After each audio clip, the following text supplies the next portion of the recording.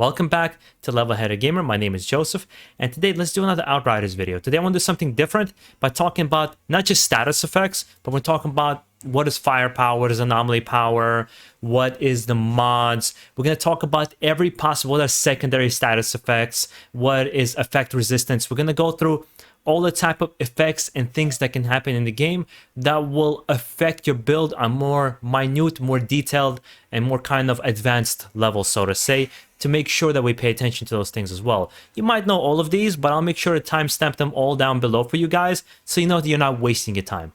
Let's get into it. Let's get right away into Leech abilities, right? There's going to be two ones you're going to see throughout the skill trees. It's going to be a Skill Leech and Weapon Leech. And all they do really is Skill Leech, it means it heals you for a percentage of skill damage dealt. And Weapon Leech heals you for the percentage of weapon damage dealt. And of course, that increases with the amount of nodes that you invest in those particular points. But there's also Direct Heal. That's not affected by Leech or Regeneration. It's affected by health received attributes, meaning when you up your health or when you level up and your health increases, how much health you're going to get back during combat. But also, I think the next point that's important is power. Another couple of nodes you're going to see is going to be, or you're going to see in mods, you're going to see the nodes. It's going to be Anomaly power and bonus firepower. Anomaly power, all it is increases skill damage. And firepower, it increases weapon damage. Simple as that, to make it very simple so you understand what's going on, right? So if you want your skills to be stronger, you know you have to put more into anomaly power if your build is around that. If you want your guns to be stronger, you make sure your firepower is strong. I have a belief for the most part, there's going to be some kind of balance between the two. Next thing I want to talk about is going to be crit damage, critical multiplier, and critical hit chance. It's quite confusing because none of it is all listed or explained in great detail. So it's something a lot of YouTubers had to kind of deep dive in. And I made sure to do some research along with one of my subscribers who really helped me out. I'm going to make sure I shout him out here to really help out understand all these mechanics. We got crit damage, which you see right here on the left of the iceberg, which is just the base damage you're going to receive from your critical hits, whether you hit the weak spot points or let's say a headshot. And then there's a crit multiplier on the right here, which is it multiplies all that damage by 200%, making it a very strong hit, so to say. But where's your critical hit chance? Well, weapons have a base critical hit chance of 5% from the onset. But to increase the critical hit chance is that you need mods, like one mod, there's a critical point, which increases your chances of scoring a critical hit by 15%. So then you would obviously, from the 5% base, you would have a 20% critical hit chance on your weapon. Then with the critical hit damage and multiplier, all that multiplied together, that's when it becomes really powerful.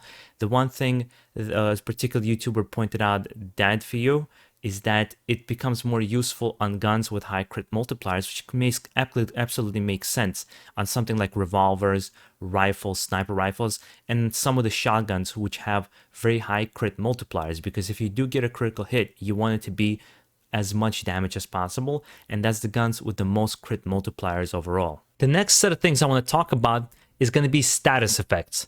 Now, we're going to talk about first primary status effects, and I want to group a couple of things together that I think make sense to group them together and talk about them at the same time. The first three being Ash, Freeze, and Slow status effects. Now, Ash and Freeze are essentially crowd control status effects, and they both affect enemies by stopping them in their place for a set amount of time. For example, for Ash, it's 2.5 seconds, and for Freeze, it's 3.5 seconds. However, if you're inflicted that status effects on you, all you have to do is to break out of it is to do a melee attack, which actually, I don't know myself, I thought was very useful.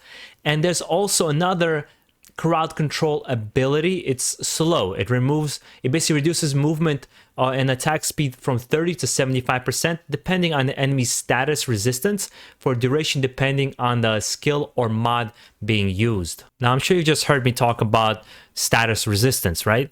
But it kind of goes a little bit further. There's also what's called effect resistance. Now, effect resistance is activated when an enemy is affected by several crowd control effects or interrupts in a short period of time. Once activated, the enemy becomes immune to all crowd control statuses, Ash, Freeze, and Slow, and interrupts caused by your or your party's skills and weapon mods. Basically what that means, Devastator, most of his skills are interrupts. Anytime you're going to use Ash, Freeze, and Slow, that's going to be crowd control. So that's going to build up. I'm sure you've seen in the demo, it builds up, and then you can't stop the enemy, right? You can't freeze them in place because they have a certain resistance for a set amount of time. And that's all effect resistance is. You have to wait it out until you can inflict those status effects on them again. And moving on to other primary status effects we got here are going to be Bleed, Burn, and Toxic status effects. All of these are damage over time status effects, meaning once you cause them onto the enemy, they're going to take slow damage over time. And of course, the more powerful you make it, the more damage it's going to do, the longer it's going to last. However, if you're inflicted with Bleed, what you can do yourself is stand in one place and you won't be taking damage. You just have to wait it out until the effect goes away. If you're on fire, you can actually roll, and this way the status effect itself is reduced in duration and kind of disappears pretty quick. And Toxic, again, which I didn't know, healing erases the Toxic status effect. So I think it's going to be important in the high level of gameplay to be able to juggle all these things together to get the effects out of the way, or maybe having builds that are make you a lot more status resistant. I think it's definitely going to play a role in the final game. The last two status effects I want to address are going to be Weakness and Vulnerable. Now, Weakness decreases the damage dealt to you by 30% for 6 seconds. And however, Vulnerable, it's the opposite. Vulnerable increases the damage received by the enemy for 10 seconds. So it's just kind of one's defensive, one's more offensive in terms of what it's going to do to you, these status effects. So you'll find them on guns or mods on armors that kind of give you these kinds of effects. But I think there might be some skill tree nodes as well that do the same thing. What I thought was interesting about status effects is that each player can cause one instance of each status effect, but they don't stack. What that means, two pyromancers can't be throwing a bunch of heat waves and causing extra double damage on fire. That's not how it's going to work here. It has to be different status effects from different characters. Obviously something like Technomancer, he has two different status effects. There's Toxic and there's Freeze. But you can give all the status effects at once as long as they're diversified. You just can't stack them. The last thing I want to address in this video is just mods. Two things. We already know quite a lot about mods, but I thought these two were very useful. Mods do not stack. You cannot have two mods of the same kind. For example, like Not Impressed mod, where you get 20% minus damage from elites. You can't put two of those on one character and expect to get that double to 40%. It only goes for one time on that piece of armor, so you have to diversify them. And when you do plug in a mod, let's say you got an armor and you want to replace one of the mods. Once you replace that mod, the other one locks in place automatically and you'll never be able to switch it out again. You can't switch out your first initial one that you've done. That one you continuously can switch out, but the second one locks in forever. As well as when you dismantle your piece of armor or weapon and you get a particular mod, you don't have to farm it anymore. It goes into your bank forever and you'll be able to use it among other mods so you can collect all of them, but you just need the resources to be able to plug it in.